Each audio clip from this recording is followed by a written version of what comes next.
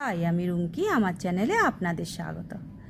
আজকে ওটস দিয়ে ব্রেকফাস্ট করলাম। আজকে না, আমার রোজ সকালে ওটস দিয়েই ব্রেকফাস্টটা হয়। আমি অন্য কিছু খাই না সকালে, রোজ ব্রেকফাস্ট হয়। হ্যাঁ, কখনো কখনো একটু ধোসা থাকলে ধোসাটা খাই, কিন্তু বেশিরভাগ সময় আমি ওটস খাই।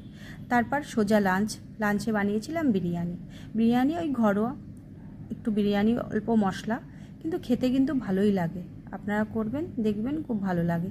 যাই হোক, আমি যেভাবে করি, খুবই সামান্য মশলা দিয়ে মাংসটা কষিয়ে নিয়ে তার মধ্যে চাল দিয়ে, হ্যাঁ, এটা গোবিন্দভোগ চাল দিয়ে করেছিলাম।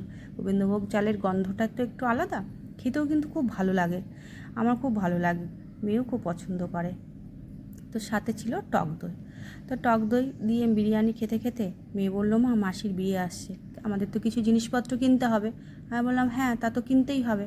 তো বললো, চলো, আজকে ফ্রি আছি, আজকে যাবে মার্কেটে? আমি বললাম, ঠিক আছে, চল তাহলে। তো কোথায় যাওয়া যায়? বললো, চলো না, একটু পলসের জিনিসপত্র কিনি। ওকে, ঠিক আছে, তাহলে যেমন ভাবা তেমনি কাজ। খেয়ে দিয়ে বেশ গুছিয়ে গাছিয়ে আমি আর মেয়ে বেরিয়ে পড়লাম। তো আমি যেখানে যাচ্ছি সেখান থেকে, আমাদের ঘর থেকে ওখানে 30 থেকে 35 মিনিট মতন লাগে। তো আমি গাড়ি নিচ্ছি না, কারণ ওখানে ভীষণ জ্যাম থাকে। শুনেছি, আমি কখনো ওই মার্কেটটা না আগে কখনো যাইনি সেভাবে, মানে একা একা কখনো যাইনি। তো আজ প্রথম আমি আর আমার মেয়ে সাহস করে বেরিয়ে পড়লাম। আর ঠিক আছে, চল। এবার যাচ্ছি অটো করে। তো দেখুন না, বাইরেটা কি ভালো লাগছে দেখতে, কারণ মেঘ হয়েছিল, আর ওয়েদারটাও নরম ছিল, ঠান্ডা ঠান্ডা একটা ব্যাপার ছিল। মনে হচ্ছিল বৃষ্টি হবে, কিন্তু আমরা যখন বেরিয়েছি তখন বৃষ্টি হয়নি। হ্যাঁ, পরে হয়েছিল, কিন্তু যখন বেরিয়েছি ঠিক দুপুর তো তখন বৃষ্টিটা হয়নি। তো গেলাম, যেতে যেতে এই যে বাইরেটা দেখছি, কি ভালো লাগছে, সত্যি এত ভালো লাগছে কি আর বলবো। তো যাই হোক, আমরা মার্কেটে যাচ্ছি। মার্কেটে গিয়ে দেখি কতটা কিছু করতে পারি। কিছু ইচ্ছা আছে, অনেক কিছুই কিনবো, কিন্তু কতটা কিনবো বুঝে উঠতে পারি না, কারণ প্রথম যাচ্ছি তো। তারপরে এই যে একটু আখের রস খেয়ে নিলাম, অটো থেকে নেবে। আমাদের অটোর থেকেই একটু গরম গরম লাগছিল। যাই হোক, এই যে আমরা কিন্তু এর মধ্যেই আমাদের জিনিসপত্র কেনা হয়ে গেছে।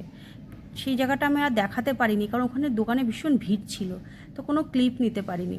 তারপরে এখানকার যে লোকাল বাজার আছে সেগুলো আমরা একটু ঘুরে ঘুরে দেখছিলাম, যেহেতু প্রথমবার এসেছি।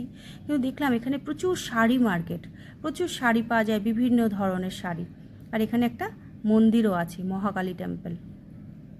তো ওখানে সামনে দিয়ে একটু গেলাম, ঠাকুরকে একটু নমস্কার করলাম।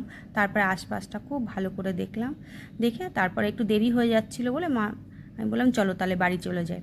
তারপরে যে সোজা বাড়ি চলে এলাম। এসে দেখুন, এই বিটসের মালাগুলো কিনেছি।